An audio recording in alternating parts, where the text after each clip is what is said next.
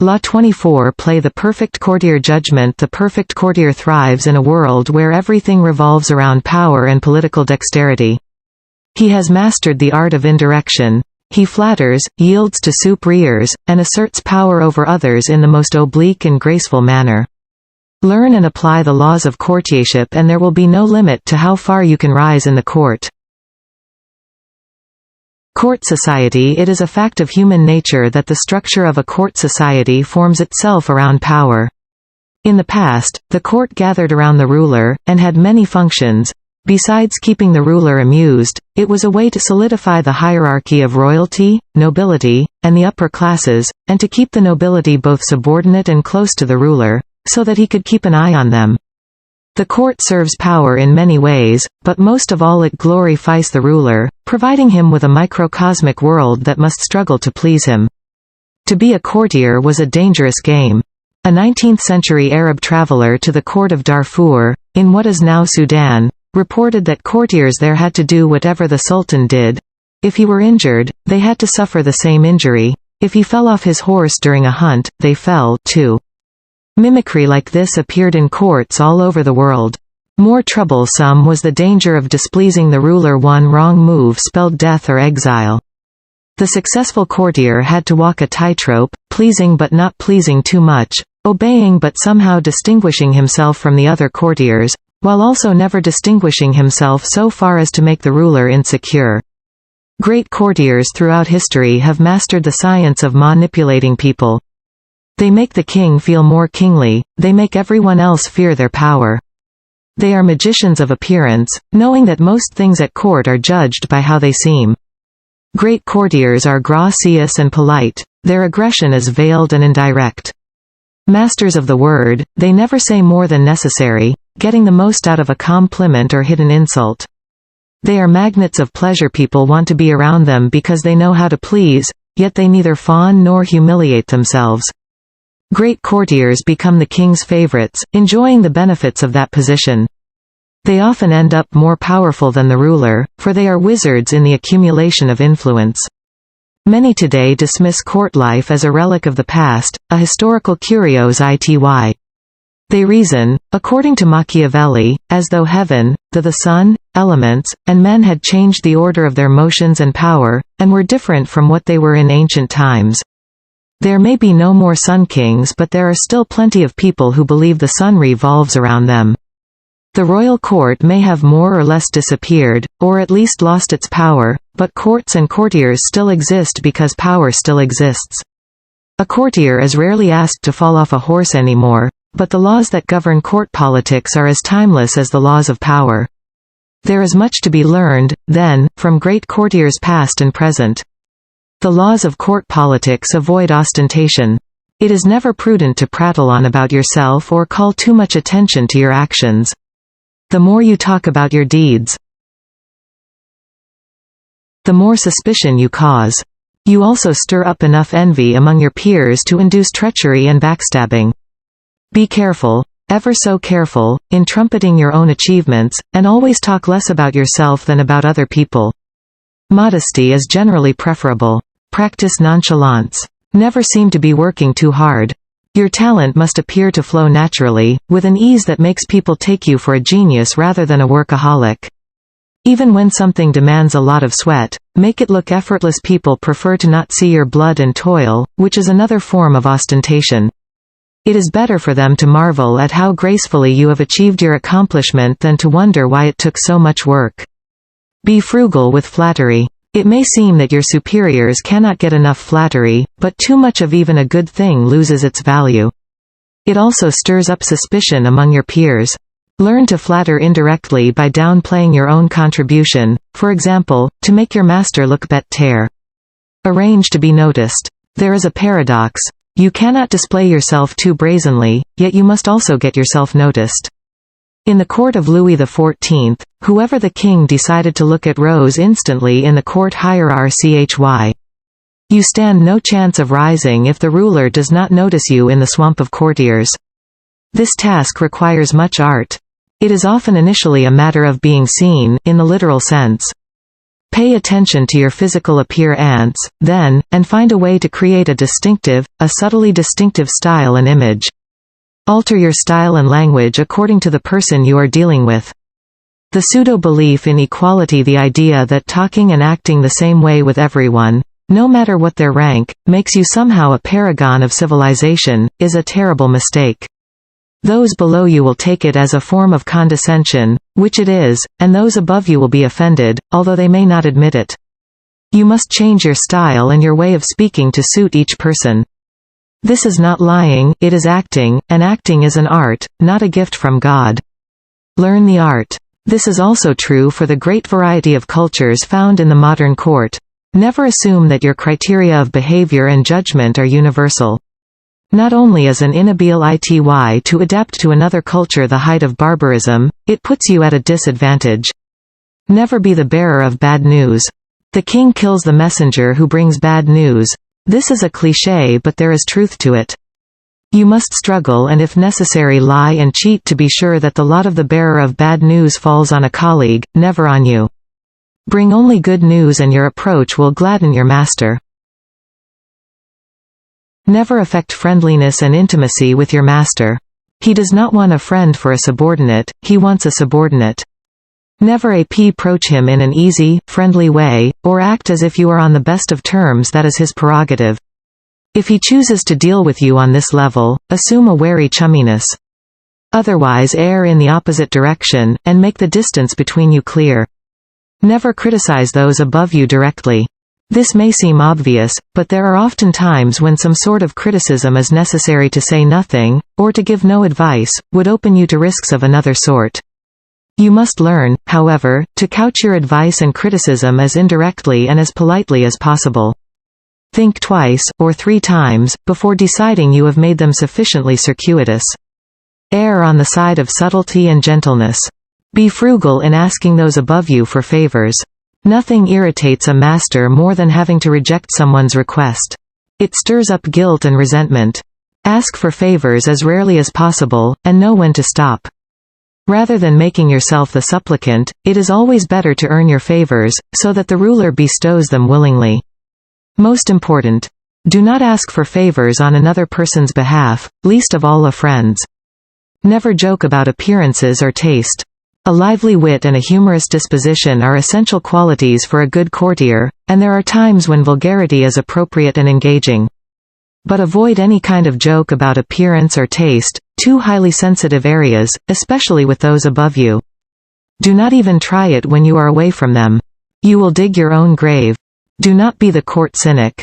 Express admiration for the good work of others. If you constantly criticize your equals or subordinates, some of that criticism will rub off on you, hovering over you like a gray cloud wherever you go. People will groan at each new cynical comment, and you will irritate them. By expressing modest admiration for other people's achievements, you paradoxically call attention to your own. The ability to express wonder and amazement, and seem like you mean it, is a rare and dying talent, but one still greatly valued. Be self-observant. The mirror is a miraculous invention. Without it you would commit great sins against beauty and decorum. You also need a mirror for your actions. This can sometimes come from other people telling you what they see in you, but that is not the most trustworthy method. You must be the mirror, training your mind to try to see yourself as others see you. Are you acting too obsequious? Are you trying too hard to please? Do you seem desperate for attention, giving the impression that you are on the decline? Be observant about yourself and you will avoid a mountain of blunders. Master your emotions. As an actor in a great play, you must learn to cry and laugh on command and when it is appropriate. You must be able both to disguise your anger and frustration and to fake your contentment and agreement. You must be the master of your own face. Call it lying if you like, but if you prefer to not play the game and to always be honest and upfront, do not complain when others call you obnoxious and arrogant. Fit the spirit of the times. A slight affectation of a past era can be charming, as long as you choose a period at least 20 years back. Wearing the fashions of 10 years ago is ludicrous, unless you enjoy the role of court jester. Your spirit and way of thinking must keep up with the times, even if the times offend your sensibilities.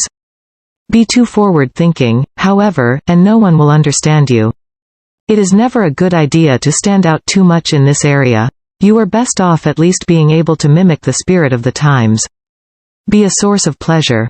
This is critical. It is an obvious law of human nature that we will flee what is unpleasant and distasteful, while charm and the promise of delight will draw us like moths to a flame. Make yourself the flame and you will rise to the top. Since life is otherwise so full of unpleasantness and pleasure so scarce, you will be as indispensable as food and drink. This may seem obvious, but what is obvious is often ignored or unappreciated. There are degrees to this. Not everyone can play the role of favorite, for not everyone is blessed with charm and wit. But we can all control our unpleasant qualities and obscure them when necessary. A man who knows the court is master of his gestures, of his eyes and of his face. He is profound, impenetrable. He dissimulates bad offices, smiles at his enemies, controls his irritation, disguises his passions, belies his heart, speaks and acts against his feelings. Jean de la Bruyère, 1645-1696, Scenes, of Court, Life, Exemplary Deeds and Fatal Mistakes. Scene I. Alexander the Great, conqueror of the Mediterranean basin and the Middle East through to India, had the great Aristotle as his tutor and mentor, and throughout his short life he remained devoted to philosophy and his master's teachings. He once complained to Aristotle that during his long campaigns he had no one with whom he could discuss philosophical matters. Aristotle responded by suggesting that he take Callisthenes, a former pupil of Aristotle's and a promising philosopher in his own right, along on the next campaign. Aristotle had schooled Callisthenes in the skills of being a courtier, but the young man secretly scoffed at them. He believed in pure philosophy, in unadorned words, in speaking the naked truth. If Alexander loved learning so much, Callisthenes thought, he could not object to one who spoke his mind. During one of Alexander's major campaigns, Callisthenes spoke his mind one too many times and Alexander had him put to death. Interpretation in court: honesty is a fool's game. Never be so self-absorbed as to believe that the master is interested in your criticisms of him, no matter how accurate they are. Scene 2. Beginning in the Han Dynasty 2000 years ago, Chinese scholars compiled a series of writings called the 21 Histories, an official biography of each dynasty, including stories, statistics, census figures, and war chronicles. Each history also contained a chapter called Unusual Events, and here, among the listings of earthquakes and floods, there would sometimes suddenly appear descriptions of such bizarre manifestations as two-headed sheep, geese flying backward, stars suddenly appearing in different parts of the sky, and so on. The earthquakes could be historically verified, but the monsters and weird natural phenomena were clearly inserted on purpose, and invariably occurred in clusters. What could this mean? The Chinese emperor was considered more than a man, he was a force of nature. His kingdom was the center of the universe, and everything revolved around him. He embodied the world's perfection. To criticize him or any of his actions would have been to criticize the divine order. No minister or courtier dared approach the emperor with even the slightest cautionary word. But emperors were fallible and the kingdom suffered greatly by their mistakes. Inserting sightings of strange phenomena into the court chronicles was the only way to warn them. The emperor would read of geese flying backward and moons out of orbit, and realize that he was being cautioned. His actions were unbalancing the universe and needed to change. Interpretation for Chinese courtiers: the problem of how to give the emperor advice was an important issue. Over the years, thousands of them had died trying to warn or counsel their master. To be made safely, their criticisms had to be indirect, yet if they were too indirect they would not be heeded. The chronicles were their solution. Identify no one person as the source of criticism. Make the advice as impersonal as possible, but let the emperor know the gravity of the situation. Your master is no longer the center of the universe, but he still imagines that everything revolves around him. When you criticize him, he sees the person criticizing, not the criticism itself. Like the Chinese courtiers, you must find a way to disappear behind the warning. Use symbols and other indirect methods to paint a picture of the problems to come, without putting your neck on the line. Scene 3. Early in his career, the French architect Jules Mansart received commissions to design minor additions to Versailles for King Louis XIV. For each design he would draw up his plans, making sure they followed Louis's instructions closely. He would then present them to His Majesty. The courtier Saint-Simon described Mansart's technique in dealing with the king. His particular skill was to show the king plans that pure posely included something imperfect about them, often dealing with the gardens, which were not Mansart's specialty. The king, as Mansart expected, would put his finger exactly on the problem and propose how to solve it, at which point Mansart would exclaim for all to hear that he would never have seen the problem that the king had so masterfully found and solved. He would burst with admiration, confessing that next to the king he was but a lowly pupil. At the age of 30, having used these methods time and time again, Mansart received a prestigious royal commission. Although he was less talented and experienced than a number of other French designers, he was to take charge of the enlargement of Versailles. He was the king's architect from then on. Interpretation. As a young man, Mansart had seen how many royal craftsmen in the service of Louis XIV had lost their positions not through a lack of talent but through a costly social blunder. He would not make that mistake. Mansart always strove to make Louis feel better about himself, to feed the king's vanity as publicly as possible. Never imagine that skill and talent are all that matter. In court, the courtier's art is more important than his talent. Never spend so much time on your studies that you neglect your social skills. And the greatest skill of all is the ability to make the master look more talented than those around him. Scene IV. Jean-Baptiste Isabey had become the unofficial painter of the Napoleonic court. During the Congress of Vienna in 1814, after Napoleon, defeated, had been imprisoned on the island of Elba, the participants in these meetings, which were to decide the fate of Europe, invited Isabey to immortalize the historic events in an epic painting. When Isabey arrived in Vienna, Talleyrand, the main negotiator for the French, paid the artist a visit. Considering his role in the proceedings, the statesman explained, he expected to occupy center stage in the painting.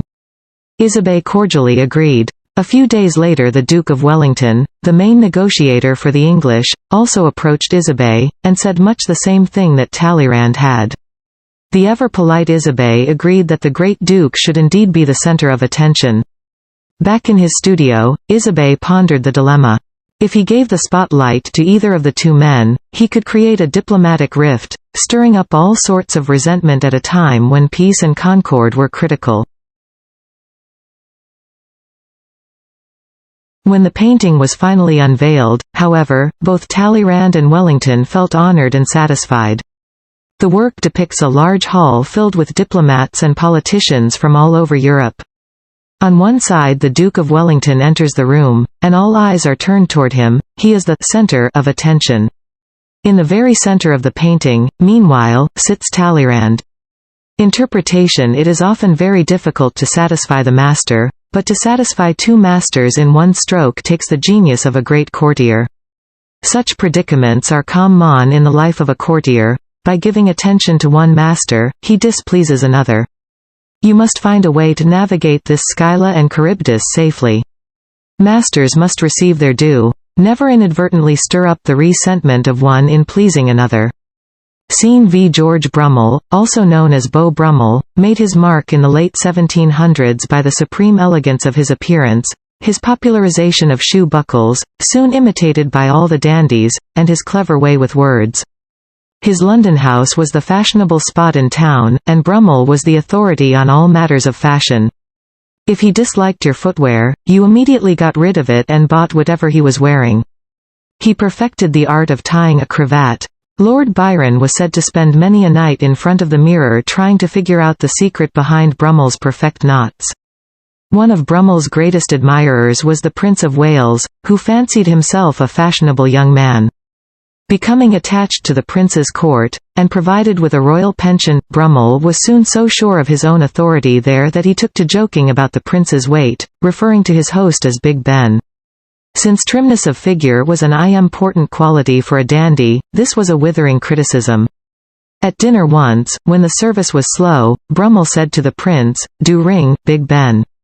The prince rang, but when the valet arrived he ordered the man to show Brummel the door and never admit him again. Despite falling into the prince's disfavor, Brummel continued to treat everyone around him with the same arrogance. Without the Prince of Wales's patronage to support him, he sank into horrible debt, but he maintained his insolent manners, and everyone soon abandoned him. He died in the most pitiable poverty, alone and deranged. Interpretation. Beau Brummel's devastating wit was one of the qualities that endeared him to the Prince of Wales. But not even he, the arbiter of taste and fashion, could get away with a joke about the prince's appearance, least of all to his face. Never joke about a person's plumpness, even indirectly and particularly when he is your master. The poorhouses of history are filled with people who have made such jokes at their master's expense. Scene v. Pope Urban VIII wanted to be remembered for his skills in writing poetry, which unfortunately were mediocre at best. In 1629 Duke Francesco d'Este, knowing the Pope's literary pretensions, sent the poet Fulvio Testi as his ambassador to the Vatican. One of Testi's letters to the Duke reveals why he was chosen. Once our discussion was over, I kneeled to depart, but His Holiness made a signal and walked to another room where he sleeps, and after reaching a small table, he grabbed a bundle of papers and thus, turning to me with a smiling face, he said, "We want your lordship to listen to some of our compositions." And, in fact, he read me two very long Pindaric poems, one in praise of the Most Holy Virgin, and the other one about Countess Matilda. We do not know exactly what Testi thought of these very long poems, since it would have been dangerous for him to state his opinion freely, even in a letter. But he went on to write, I, following the mood, commented on each line with the needed praise, and, after having kissed His Holiness's foot for such an unusual sign of benevolence, the reading of the poetry, I left. Weeks later, when the Duke himself visited the Pope, he managed to recite entire verses of the Pope's poetry and praised it enough to make the Pope so jubilant he seemed to lose his mind. Interpretation. In matters of taste you can never be too obsequious with your master. Taste is one of the ego's prickliest parts. Never impugn or question the master's taste. His poetry is sublime, his dress impeccable, and his manner the model for all. Scene 7. One afternoon in ancient China, Chao, ruler of Han from 358 to 333 BC, got drunk and fell asleep in the palace gardens. The court crownkeeper, whose sole task was to look after the ruler's head apparel, passed through the gardens and saw his master sleeping without a coat. Since it was getting cold, the crownkeeper placed his own coat over the ruler, and left. When Chao awoke and saw the coat upon him, he asked his attendants, "Who put more clothes on my body?" "The crownkeeper," they replied. The ruler immediately called for his official coatkeeper and had him punished for neglecting his duties. He also called for the crownkeeper, whom he had beheaded. Interpretation. Do not overstep your bounds. Do what you are assigned to do, to the best of your abilities, and never do more. To think that by doing more you are doing better is a common blunder. It is never good to seem to be trying too hard. It is as if you were covering up some deficiency. Fulfilling a task that has not been asked of you just makes people suspicious. If you are a crownkeeper, be a crownkeeper. Save your excess energy for when you are not in the court. Scene 8. One day, for amusement, the Italian Renaissance painter Fra Filippo Lippi, 1406–1469, and some friends went sailing in a small boat off Ancona. There they were captured by two Moorish galleys, which hauled them off in chains to Barbary, where they were sold as slaves. For 18 long months Filippo toiled with no hope of returning to Italy. On several occasions Filippo saw the man who had bought him pass by, and one day he decided to sketch this man's portrait, using burnt coal charcoal from the fire.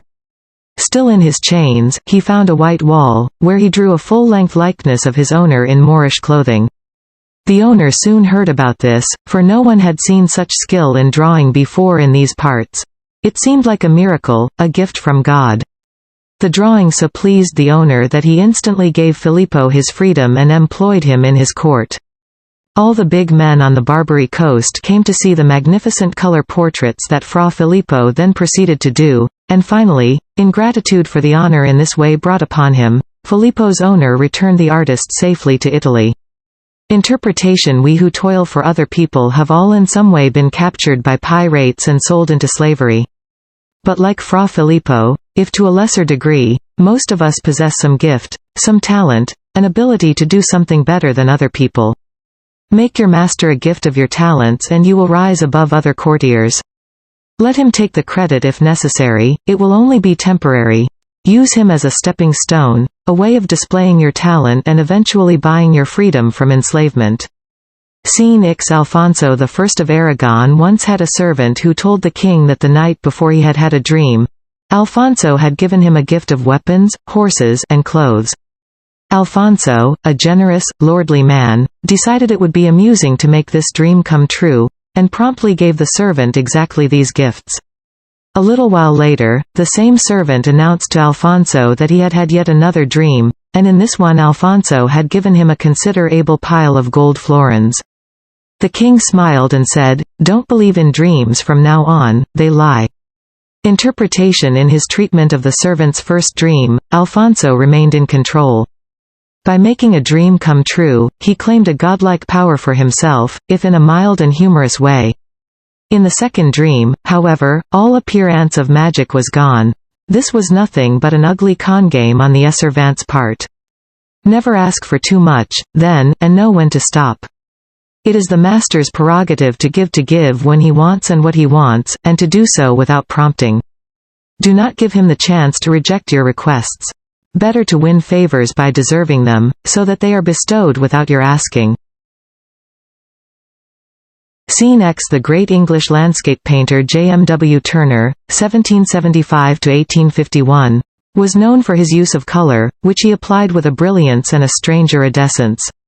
The color in his paintings was so striking, in fact, that other artists never wanted his work hung next to theirs. It inevitably made everything around it seem dull. The painter Sir Thomas Lawrence once had the misfortune of seeing Turner's masterpiece Cologne hanging in an exhibition between two works of his own. Lawrence complained bitterly to the gallery owner, who gave him no satisfaction. After all, someone's paintings had to hang next to Turner's. But Turner heard of Lawrence's complaint, and before the exhibition opened, he toned down the brilliant golden sky in Cologne, making it as dull as the colors in Lawrence's works. A friend of Turner's who saw the painting approached the artist with a horrified look. "What have you done to your picture?" he said. "Well, poor Lawrence was so unhappy," Turner replied, "and it's only lampblack. It'll wash off after the exhibition." Interpretation. Many of a courtier's anxieties have to do with the master, with whom most dangers lie. Yet it is a mistake to imagine that the master is the only one to determine your fate. Your equals and subordinates play integral parts also. A court is a vast stew of resentments, fears, and powerful envy. You have to placate everyone who might someday harm you, deflecting their resentment and envy and diverting their hostility onto other people. Turner, eminent courtier, knew that his good fortune and fame depended on his fellow painters as well as on his dealers and patrons. How many of the great have been felled by envious colleagues? Better temporarily to dull your brilliance than to suffer the slings and arrows of envy. Scene 11. Winston Churchill was an amateur artist, and after World War II his paintings became collector's items. The American publisher Henry Luce, in fact, creator of Time and Life magazines, kept one of Churchill's landscapes hanging in his private office in New York. On a tour through the United States once, Churchill visited Luce in his office, and the two men looked at the painting together. The publisher remarked, "It's a good picture, but I think it needs something in the foreground, a sheep, perhaps." Much to Luce's horror, Churchill's secretary called the publisher the next day and asked him to have the painting sent to England. Luce did so, mortified that he had perhaps offended the former Prime Minister. A few days later, however, the painting was shipped back, but slightly altered. A single sheep now grazed peacefully in the foreground. Interpretation. In stature and fame, Churchill stood head and shoulders above Luce. But Luce was certainly a man of power, so let us imagine a slight equality between them. Still, what did Churchill have to fear from an American publisher? Why bow to the criticism of a dilettante? A court, in this case the entire world of diplomats and international statesmen, and also of the journalists who court them, as a place of mutual dependence. It is unwise to insult or offend the taste of people of power, even if they are below or equal to you. If a man like Churchill can swallow the criticisms of a man like Luce, he proves himself a courtier without peer. Perhaps his correction of the painting implied a certain condescension as well, but he did it so subtly that Luce did not perceive any slight. Imitate Churchill. Put in the sheep. It is always beneficial to play the obliging courtier, even when you are not serving a master. The delicate game of courtiership, a warning Talleyrand was the consummate courtier, especially in serving his master Napoleon. When the two men were first getting to know each other, Napoleon once said in passing, "I shall come to lunch at your house one of these days." Talleyrand had a house at Auteuil, in the suburbs of Paris. "I should be delighted, mon général," the minister replied, "and since my house is close to the Bois de Boulogne, you will be able to amuse yourself with a bit of shooting in the afternoon." "I do not like shooting," said Napoleon, "but I love hunting." "Are there any boars in the Bois de Boulogne?" Napoleon came from Corsica, where boar hunting was a great sport. By asking if there were boars in a Paris park, he showed himself still a provincial, almost a rube. Talleyrand did not laugh, however, but he could not resist a practical joke on the man who was now his master in politics, although not in blood and nobility, since Talleyrand came from an old aristocratic family. To Napoleon's question, then, he simply replied, "Very few, mon général, but I dare say you will manage to find one." It was arranged that Napoleon would arrive at Talleyrand's house the following day at 7 a.m. and would spend the morning there. The boar hunt would take place in the afternoon. Throughout the morning the excited general talked nothing but boar hunting. Meanwhile, Talleyrand secretly had his servants go to the market, buy 2 enormous black pigs, and take them to the great park. After lunch, the hunters and their hounds set off for the Bois de Boulogne. At a secret signal from Talleyrand, the servants loosed one of the pigs. "I see a boar," Napoleon cried joyfully, jumping onto his horse to give chase. Talleyrand stayed behind. It took half an hour of galloping through the park before the boar was finally captured. At the moment of triumph, however, Napoleon was approached by one of his aides, who knew the creature could not possibly be a boar, and feared the general would be ridiculed once the story got out.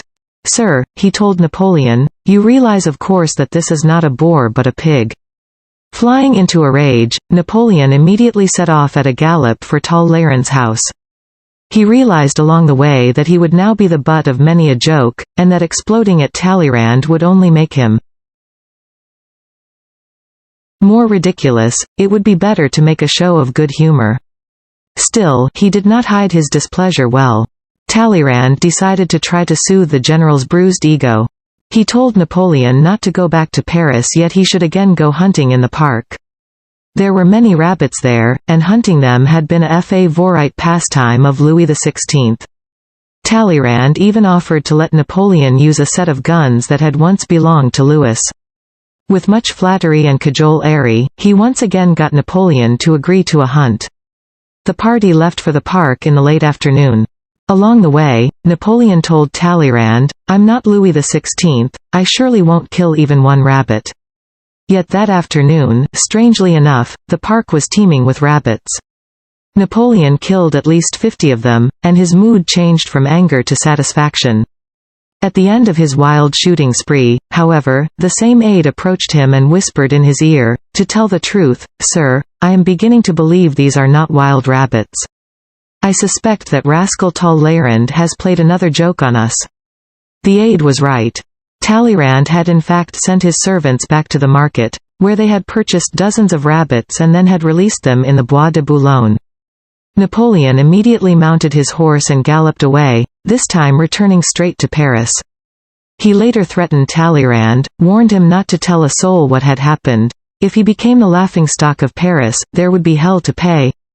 It took months for Napoleon to be able to trust Talleyrand again, and he never totally forgave him his humiliation.